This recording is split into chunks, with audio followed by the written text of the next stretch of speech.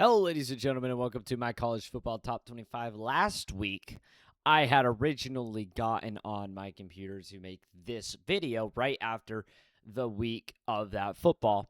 And instead, I was like, no, I should do the review first. But since I wasn't really motivated to do the review, I did the review, but I didn't ever end up editing it. And, yeah, that kind of just blew things up. So this time, I didn't want to, second guess myself. I wanted to get this video out just to, you know, stay on pace. I was motivated to do this. I want to get a video out. So, this is my college football top 25 as of what week was this? This was week 11. A lot of crazy shit happened this week, per usual. The games get played and shit gets whacked. There's still currently some games going on right now. One of which we will specifically talk about. That is not really looking too good. But we will get into that. Like and subscribe it up and comment. Always helps. Let's get straight into this thing. So, Ohio State. I was originally saying to myself, I was like, Indiana should be number one after how impressive that final drive was. I said Penn State was going to play tough in their home stadium in a rejuvenated way. They still have plenty of talented players on their roster. They're a good-ass football team. And Indiana almost lost it to them, but they put together one of the most impressive game-winning drives I've ever seen. So, there's reason why people would say Indiana would be the number one team in the country, I feel like there's plenty of reason everywhere for that to be said. They've got more impressive wins. No, not really, actually. Wrong. They have good wins, but not as impressive wins. So, I was like, let's make Indiana number one. But then I'm like, dude, I never put Ohio State at number one, man. I just haven't given them their flowers. And honestly, all they've done is be the best. In this season of football, teams can't seem to go without losing. Well, Ohio State continues to win.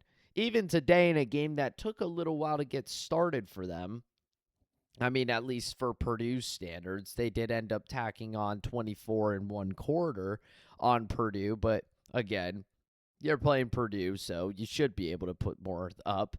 And the game remained 24-3 for the most part before they finally put things away. The game was practically put away, but they really put things away. And they end up winning 34-10, and that's kind of been how Ohio State has played, and honestly, that's something to complain about. From an eyeball test, struggling with a team in terms of the scoreboard doesn't look good. But then you look at the outcomes of all their games, 34-10, 38-14, 34-0, 34-16, 42-3, 24-6, 37-9, 70-0, 14-7. They're kind of just dominating everybody, and the closest game of the year that they played was against Texas, which Texas, since that loss, has completely and utterly bounced back. And to be honest, if Texas has another opportunity at that, I feel like they'd play a lot better. And we'll get into Texas more later. I just got the weirdest Stephen Hawking ad on my phone. That is so random. But yeah, Ohio State deserves it. They're playing in a very tough conference, and they've played tough teams, Obviously, non-conference, they played Texas, and they won. That was number one versus number three. Even if those teams, let's say it was number one versus number three, and both of them finished unranked, the implications of that matchup and the confidence of those players still changes the way that game is played. But let alone, it is against two very good teams. Ohio State comes out on top. Later on, they play at Washington. Washington's been a pretty damn decent team all year.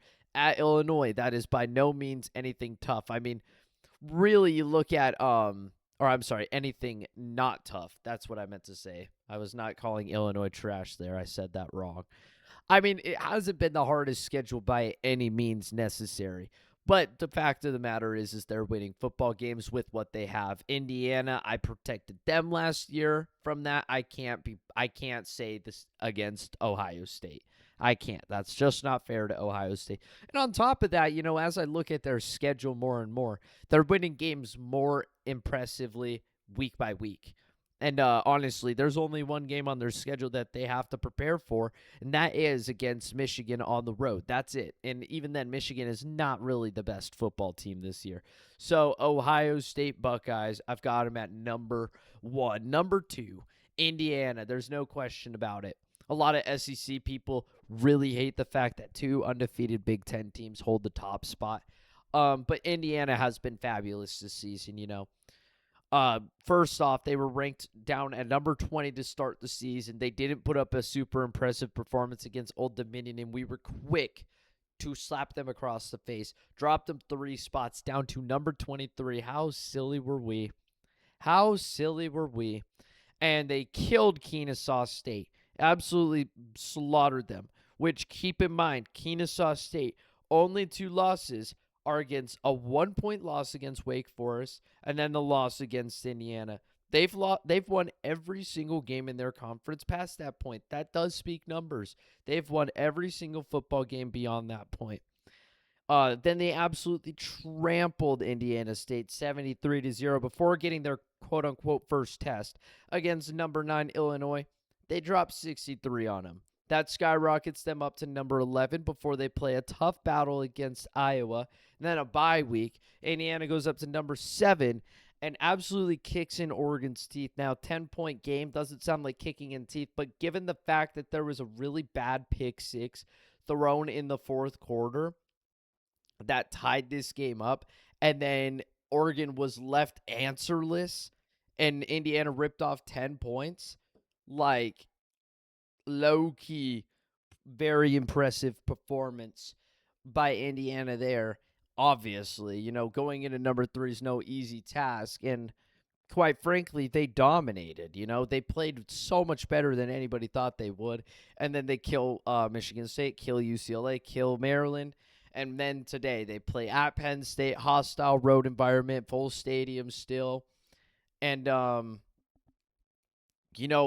State played great all game, man. They had them down to the wire, but Indiana led one of the most dominant drives I've ever seen. Just the plays they were making after taking an early sack.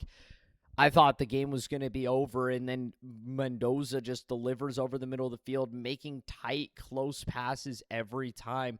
We are going to glaze that touchdown catch for how great it was, and it deserves it. But the play before, a couple plays before that, the tight end made this diving high point catch, barely got in bounds. That catch was so clutch in the time. Every single player on Indiana's football team was lining up for clutch mode, and they absolutely delivered. You can never count this Indiana team out. They are dogs. They are absolute dogs, and it takes everything in my power to not put them at number 1, but after all, Ohio State also deserves it. Texas A&M at number 3. Very, very good offense. There's no question about that. But defense, that's a bit of a question mark for me. Notre Dame is no easy team. And the fact that Texas A&M even won that game is still a miracle right now. Notre Dame could be a much higher ranked team right now had they not lost that at the last second. But Texas A&M's defense since then, it started to look locked down against Auburn. Auburn's whatever. And then Mississippi State's offense can move, so that was a pretty good defensive performance in my eyes for A&M. Held Florida to 17. Florida's offense hadn't been very pretty all season. And then the big one that really I did not like. They beat Arkansas 45-42. Arkansas is not a good football team. And quite frankly, Arkansas even had more yards than A&M.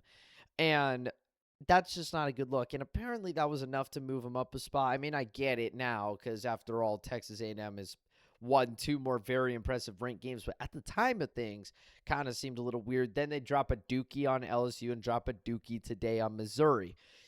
Their most impressive win on the season is by far Notre Dame. You pick up the wins on the road, which are important wins, but quite frankly, to Texas A&M's level, they're not really that difficult of games, and I feel like there is a really, really big matchup lining up at the end of the year. Texas gets to host A&M. A&M cannot lose that game by any means.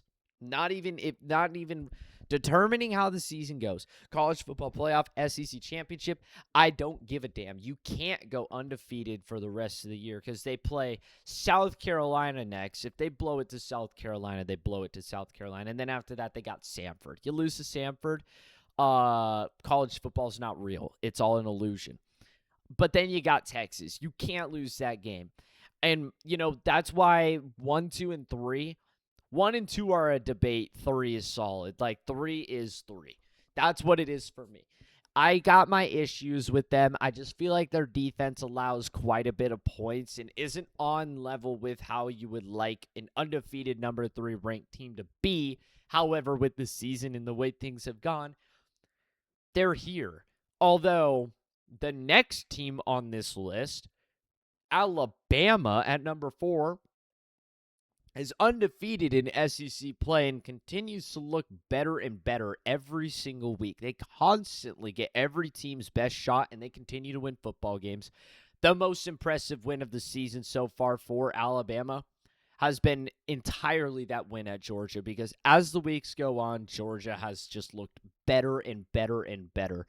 And, a domination over Vanderbilt, a good road win against a Missouri team with their starting quarterback, a domination over 11-ranked Tennessee in a rivalry matchup, and then most recently they just beat LSU down in a close, fun game, but they end up winning by 11 points.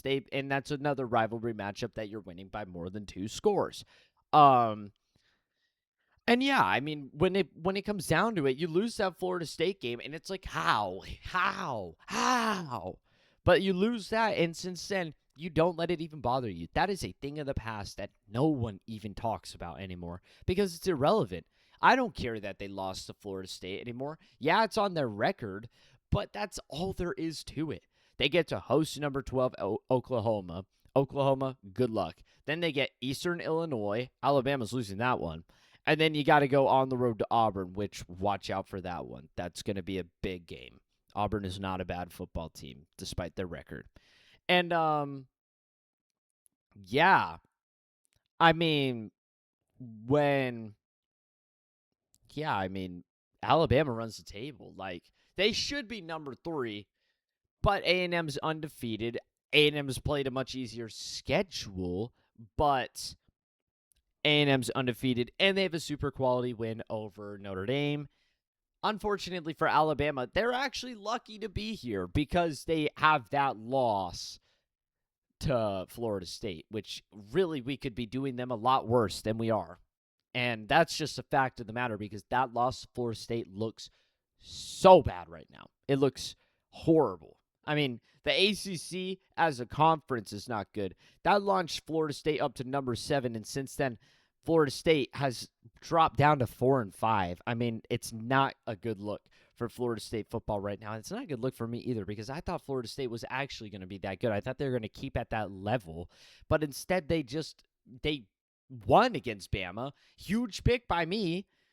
Insane to pick that. If that was in the middle of the year, people would call me lunatics, but I ended up picking that right. But then it's like everything else fizzled out. My 10-2 prediction for Florida State is out the window. But with that being said, Alabama, after all, has a 3-point road win against Georgia, which is the only thing keeping Georgia from moving forward. Georgia's number 5. I feel like this top 5 that the college football playoff rankings and most people have is absolutely perfect, Georgia has been struggling in the SEC, barely beat Tennessee, probably shouldn't have even beaten Tennessee. Then they lose to Alabama in their home stadium in a great matchup. They kill Kentucky. They take their anger out after that loss on Kentucky. Tough game against Auburn where the refs really screwed Auburn in that one. And then a very tough game that they were trailing most of against Ole Miss that they managed to come out on top in.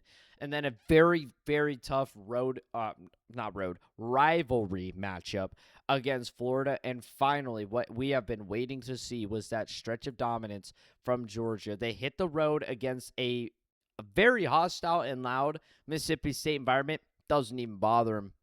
41-21. And it's only, Georgia, they have the path right in front of them right now. They get Texas at home, Charlotte at home. That'll probably be College game day. And then at Georgia Tech, they could be a one-loss team, and that Alabama loss is a thing of the past. They've been extremely good all season, and they're also really fun to watch. Texas Tech at number 6, I don't feel like there's much a question about this top 6, to be honest. Listen, I'm coming out with this. before any top 25 has actually been released. So I don't really know what they will. I don't really know what they will do, but I personally think Texas Tech should be at number 6. The two toughest teams in the conference by far are Utah and BYU, and then a little hint of Arizona State since we beat them. But we beat them without their starting quarterback. Obviously, I hate to say it, Texas Tech is a much better football team with their starting quarterback. It's just crazy to me that they have such a far step down in the quarterbacking level, but I guess so does ASU. However, he's back. He's struggling. He's dealing with some injuries. Like, he's limping around and stuff. Hairline fracture's been messing with him, but he stepped up to the task today. Now, with that being said, stepping up to the task was also what he didn't do.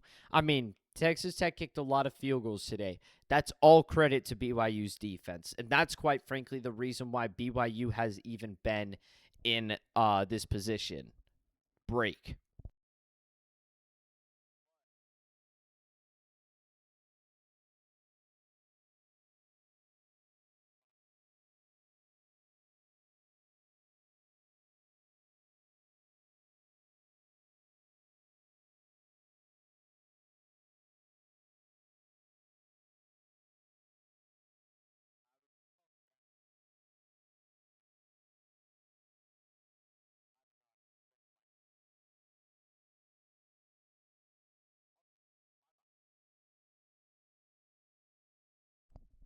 Resume.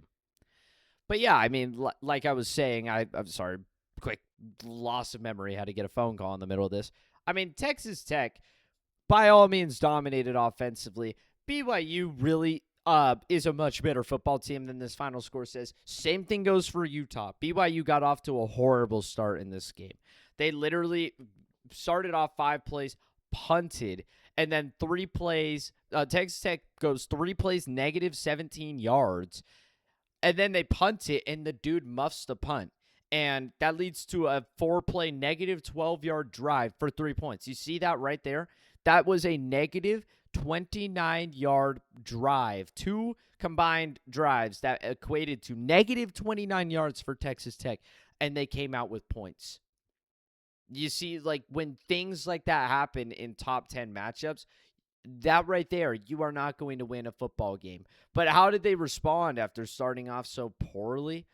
They force a 8-play, 23-yard drive out of BYU that results in a punt, and then they go 12 plays, 92 yards. And that was the most impressive drive of the game. Now, BYU ends up lining up a fourth and 4 at the Texas Tech 33, and they miss the field goal. That right there is, guys, this is ASU 101. All right, I've seen this all year. Make an early turnover, give free points to the other team. Other team takes some momentum and scores. You try to get back in it. You go down the field. You get stopped. You settle for 3, and you miss a damn field goal. And it's like the breath leaves you. Now, that's what happens to ASU, however. That's not what happened to BYU. They stayed in this football game. Going into halftime, it was 0-13. Texas Tech could have put on more points before halftime, but they decided to go for a 4th and goal at the 1-yard line, and they didn't even run it or tush push it or anything. They did a throw. Doesn't really make sense to me. It wasn't until about halfway into like a couple minutes into the third quarter that Texas Tech would score another field goal, and then a interception would lead to a short field goal, which made it 19-0.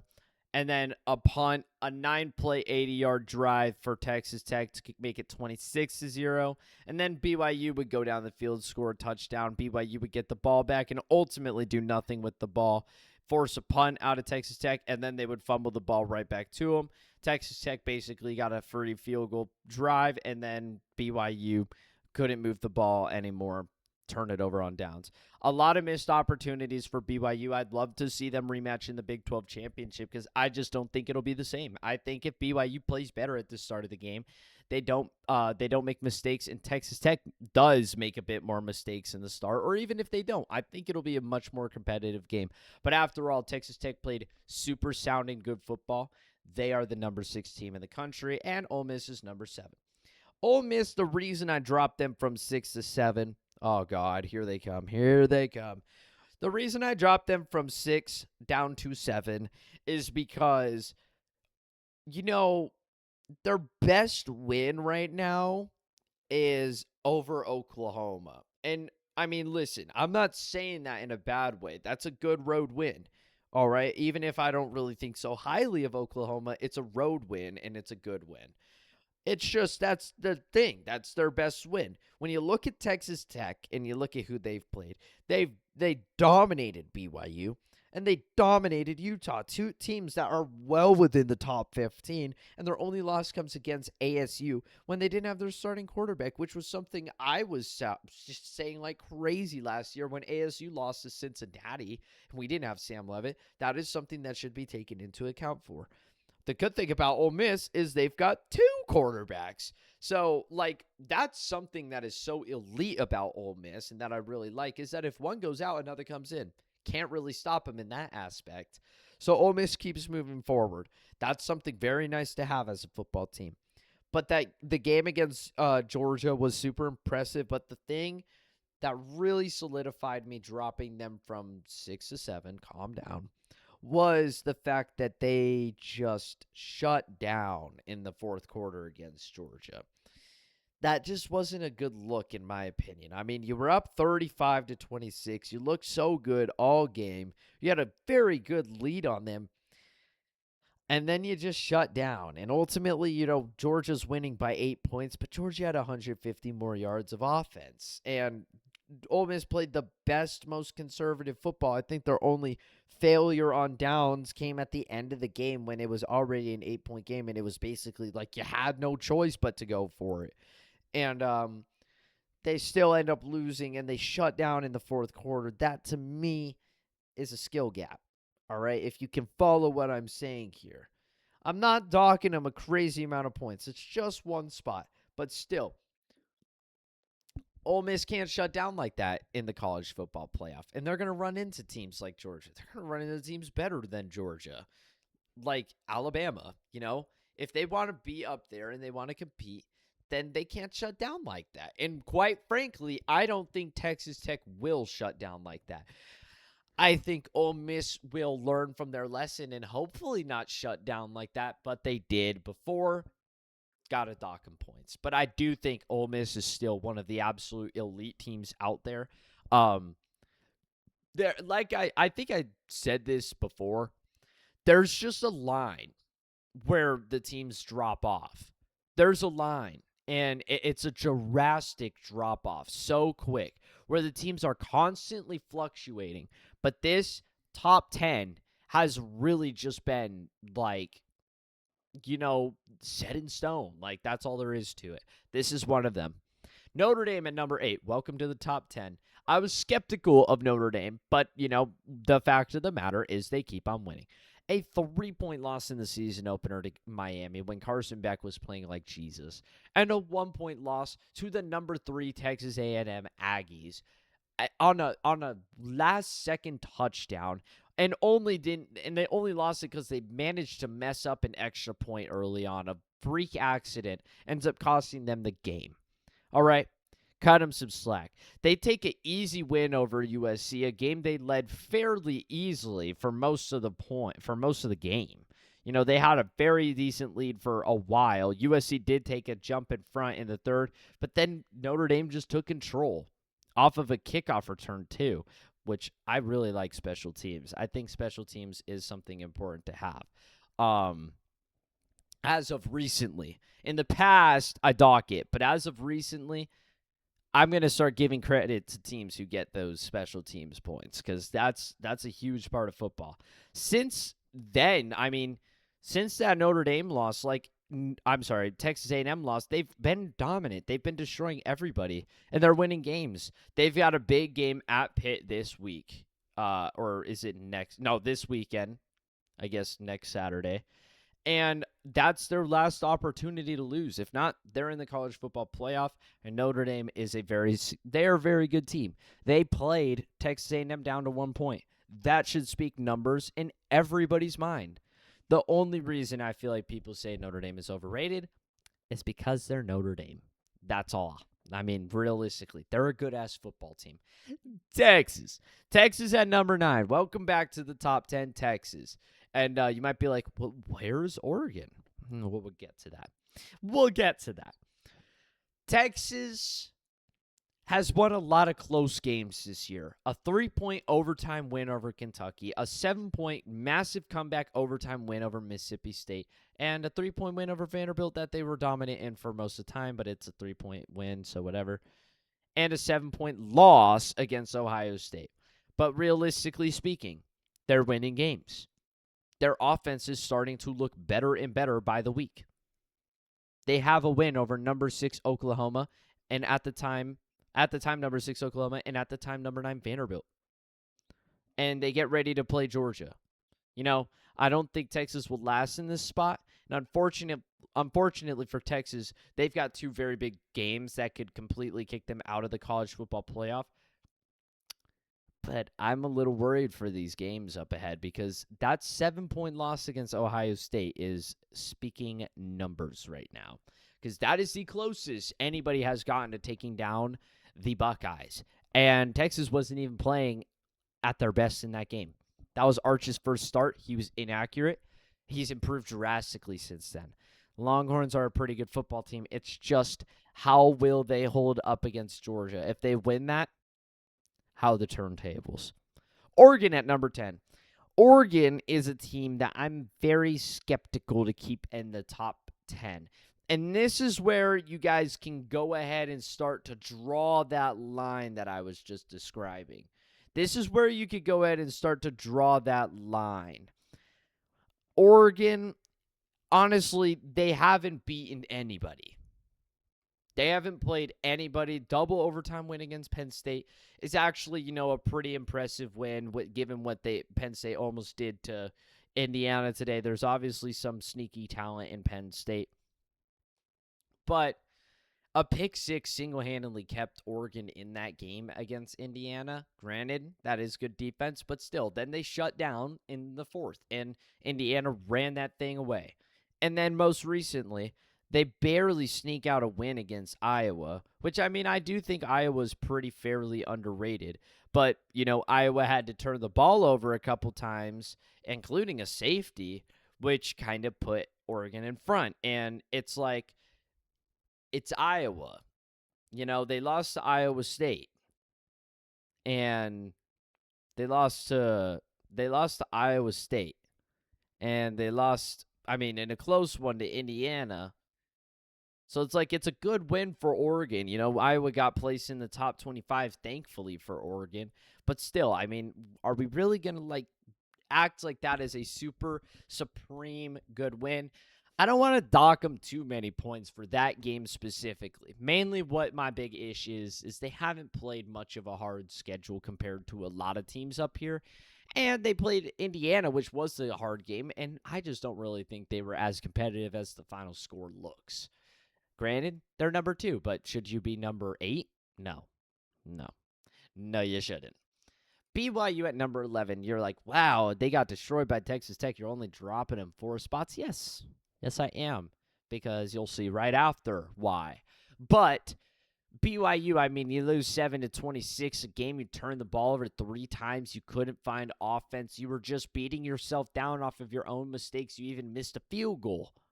When you play like that, in a college game day road environment, yeah, you're not going to beat Texas Tech. And they still held them to 26 points. They held them to field goals all game long. They were doing everything in their power to lose, to get destroyed. Yet they stayed in the ball game. They stayed in the ball game for all 4 quarters. It never really felt like it was truly over. It felt like a drive could change the way BYU was going to play in this game. And another team did the same. And we'll go ahead and transition into that. Utah. I feel like the 3 Big 12 teams right now are Texas Tech, BYU, and Utah, and it's not really very close. Unfortunately, I would love to put ASU up there, but without Sam Leavitt and Tyson, not the same football team. ASU's been absolutely destroyed by injuries all season, and I can do nothing but try to cope about it. So, womp womp for me, I guess. But, these two teams went head to head, Utah probably was the better football team and should have won that game. But ultimately, they made more mistakes, and BYU comes out on top. I have to respect that. Don't look. Don't pretend you don't look. I have to respect that. BYU comes out on top. I think they're right here. And Utah ultimately got destroyed by Texas Tech, but that game was 13-10 entering the fourth. It was a much closer ball game than the BYU one was at the time. And it took 4 turnovers, and it was 4 turnovers for Utah, and Barrett Morton went out, and Will Hammond came in. There's no film. Nobody knows anything about this guy, and Utah has a horrible history of backup quarterbacks coming in and absolutely torching them. That's what happened. Put Utah and Barrett Morton against each other again.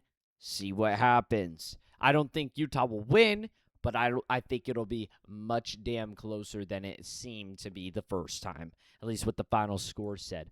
So I feel like this is a pretty good spot for these two Big 12 teams. These are college football playoff teams, in my opinion. They are up there on the standard with some of these SEC teams and Big 10 teams. I feel like they should get these backseat spots, if anything. Georgia Tech at number 13. They did Georgia Tech so dirty. They lost one freaking game, and it was to NC State, who is way sneaky good. Their record is so much worse than they actually are. They obviously were Virginia's only loss as well, and they were actually a pretty damn good football team with an extremely explosive offense, and they were upset-minded. Sometimes shit like this happens, bro. That was Georgia Tech's first loss of the season. And we drop them from 8 to 17? Give them some respect, man. I mean, I know it's the ACC, and it doesn't look too pretty for the ACC. But cut them some slack. They're only a one-loss team. It's not like Miami. You know, Miami lost to Louisville, and we tried to cut them some slack, and then they turned around and lost to SMU. That's where you can draw the line. You see, when Miami lost to Louisville, they dropped to 10. But then they lose to SMU, and they drop to 18. That's how you drop a team in the rankings. But Georgia Tech loses, and we instantly drop them. We instantly drop them like it was some sort of like they lost to 1-7 Florida State from last year or something. Like, I mean, it was a hostile trap game. We know they exist, and we're just gonna act like Georgia Tech is awful. Remember, nobody thought Georgia Tech was shit last year. They took Georgia into like 11 overtimes. And they get to play each other at Georgia Tech again. So watch out for Georgia Tech, all right? Do me a favor. Watch out for them and watch out for Haynes King. He's still a great quarterback. Vanderbilt, number 14. Vanderbilt really shocked me today. And I may be giving them a bit more credit than they deserve. Because after all, their best win on the season is against Missouri right now. You know, got destroyed at Alabama, beat an overranked LSU team, beat Missouri in College game day, and then they lost on the road by 3, but they were getting destroyed. And most recently, they just won 45-38 in overtime over Auburn, who doesn't even have Jackson Arnold right now. Auburn football can't escape this curse, unfortunately. Even without Hugh Freeze, they just can't escape this curse of losing very, very close games. But the fact of the matter is Vanderbilt needs to really start to play better because they've got a scary game at the end of the year at Tennessee.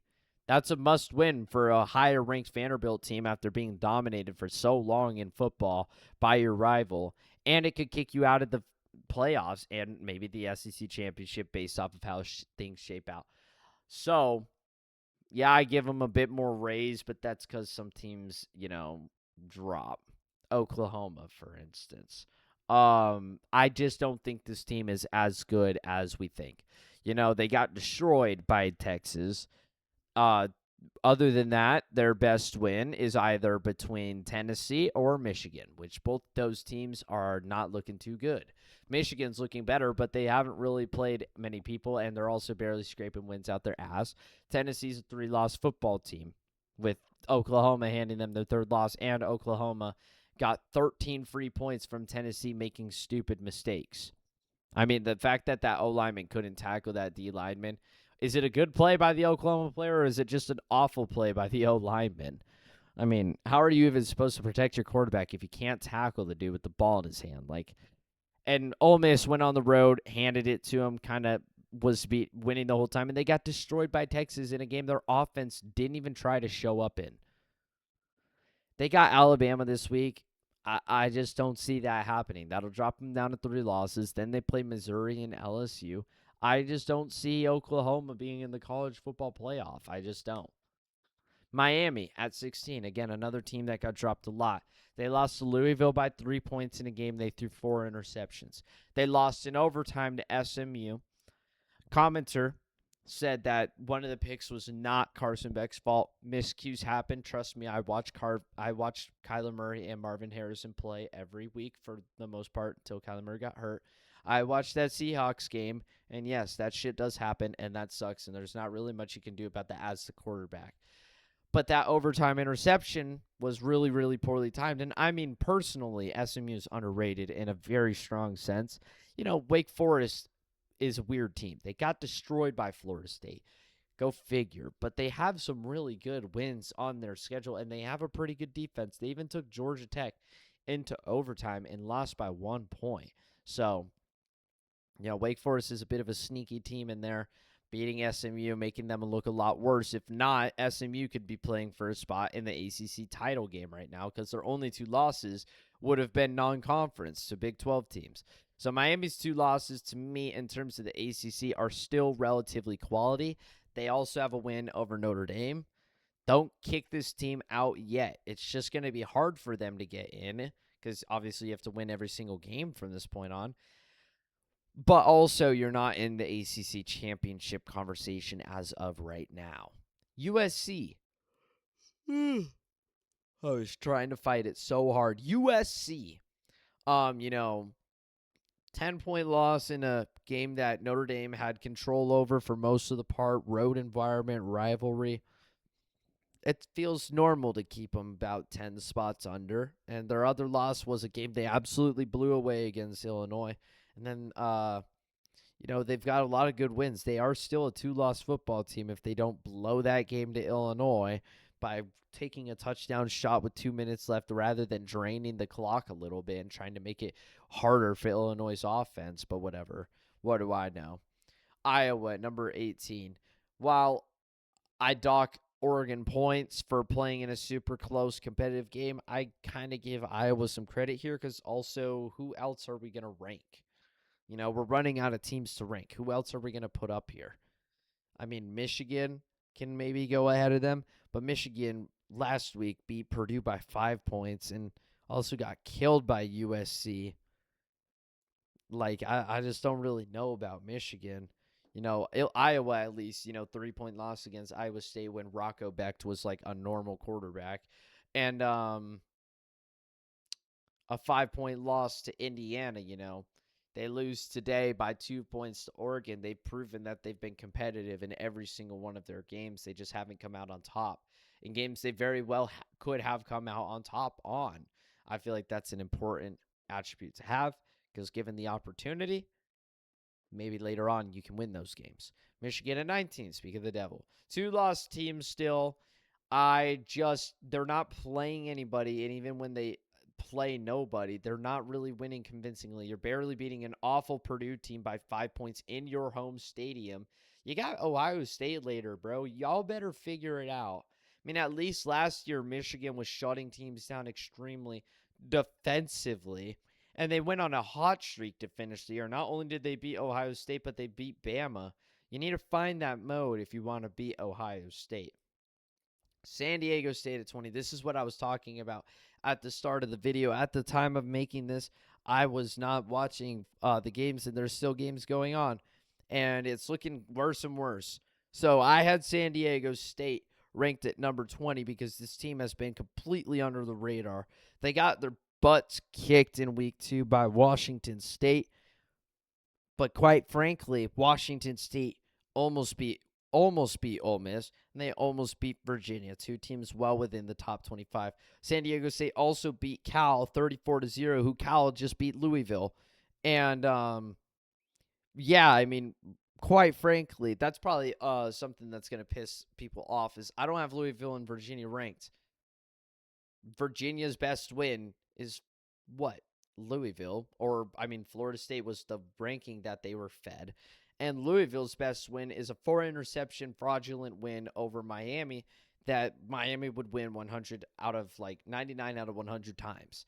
And I just don't think those teams were really supposed to be here. And I don't think they were supposed to. That was just teams around them making mistakes that gave them wins. Wake Forest ends up taking a win at Virginia, and Cal takes a win at Louisville. But in doing that, now San Diego State's throwing my ELO away, and they're getting dominated by Hawaii. You know, there's still plenty of time left, and they got to find something here if they want to win the football game. 6-31 right now, and Hawaii is not that good of a football team. So it doesn't look too good for them right now, but, you know, there's still game time left. But either way, even if San Diego State loses that, San Diego State is one of the teams leading the Mountain West Conference right now. I feel like we should start to include Mountain West teams into the college football playoff rankings, considering there needs to be a group of 5 team in. And um, let's see if they're next. Yep, Tulane ended up shocking the world today by going into Memphis, kind of dominating, not just winning, but dominating over Memphis. They end up winning only by 6, but they were up way more. They were up 38-17, and they kind of just took the life out of Memphis football. Tulane also has a pretty impressive win over Duke at Duke in the season. Now, Duke just lost to UConn in a game that absolutely threw away, but at the very least, I believe that was at UConn. So at least it was a road game against an underrated team. Duke lost in their home stadium. So Duke lost at Tulane. So scratch what I said. 2 hostile road environments. Tulane did get destroyed by Ole Miss. Doesn't look too good there. But it was at Ole Miss on a neutral site. Maybe things are different, but who knows?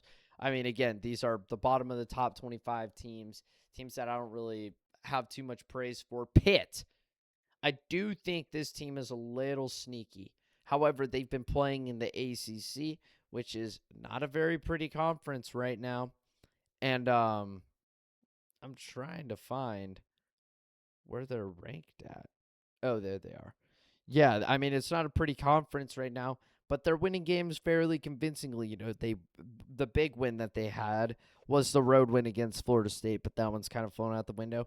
They lost in their home stadium in a game they very well should have won against Louisville. They turned the ball over 5 times, and they're only losing by 7. And they lose in overtime to West Virginia, which was kind of a head-scratcher. But I guess West Virginia isn't just like that bad of a football team as the Big 12 progresses. Pitt is a 7-2 football team with an opportunity this weekend to make their name known by playing Notre Dame in their home stadium. And if they do that, they'll be in the ACC title game. And, I mean, why should we not be looking at Pitt right now? Like, they're in 3rd place in the conference right now behind Georgia Tech and Virginia. I'm not sure what it would take for Pitt to get in. Maybe if Georgia Tech loses to Georgia in overall, no, because they're a 1-loss team. So I'm not really sure what it would take. It would take Duke to pull off a miracle or Virginia Tech to beat Virginia. That's pretty much what it would take.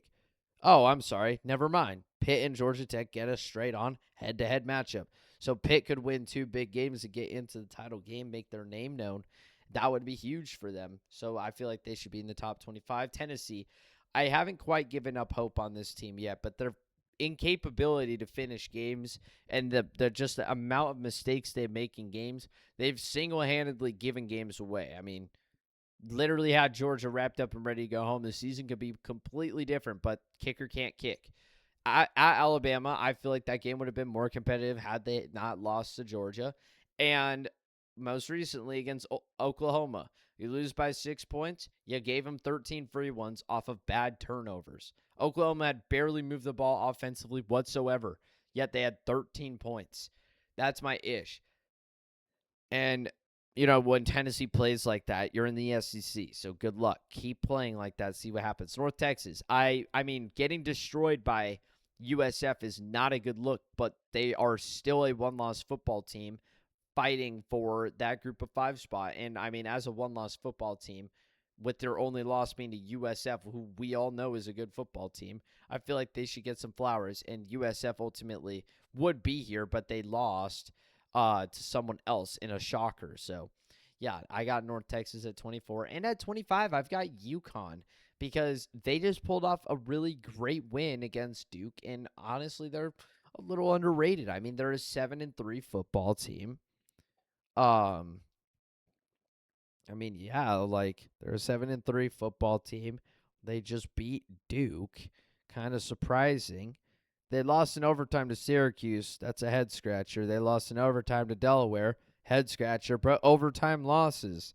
And they lost a double overtime to Rice. All 3 of their losses are overtime losses. One more thing goes their way. They're an undefeated football team right now, and they capped that off with a win over Duke. So they'll probably finish off 9-3, which would put them in the top 25, I'd assume. So, yeah, I've got them at 25. But that is all for my college football top 25. Kind of weird, kind of wacky, kind of retarded, considering San Diego State is probably going to get dicked down. So probably just put in either Virginia, Louisville. No, you'll put in Virginia because Virginia won the head-on-head matchup over Louisville. And if not them, put in James Madison. That was another team that I was looking at that is a one-loss football team, group of 5. They also barely lost to Louisville, or they lost by 14. So actually, the correct order past UConn would be 26 Virginia, 27 Louisville, 28 James Madison, because that's just how they won the games. So there you go. How about my top 28? Boom. A like and subscribe, and help a comment always helps. That's all for me. Adios.